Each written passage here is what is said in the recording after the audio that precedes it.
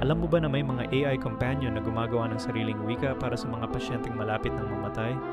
Hindi ito tungkol sa mga salitang may kahulugan, kundi sa mga tunog na nagpapaginhawa sa puso.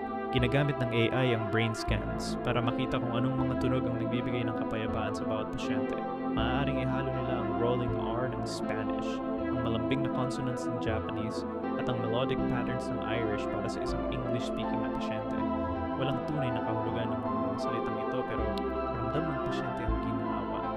Iba-iba ang ginagawa ng AI para sa bawat kultura. May mga rhythmic chanting patterns para sa iba, tonal variations naman para sa iba pa. Parang mga lullaby na walang salita pero pinaramdaman. Ngunit nagiging tanong dito, tama ba na lokohin natin ang mga taong mamamatay gamit ang mga artificial na comfort? O mas mahalaga ang totoo kaysa sa ginhawa?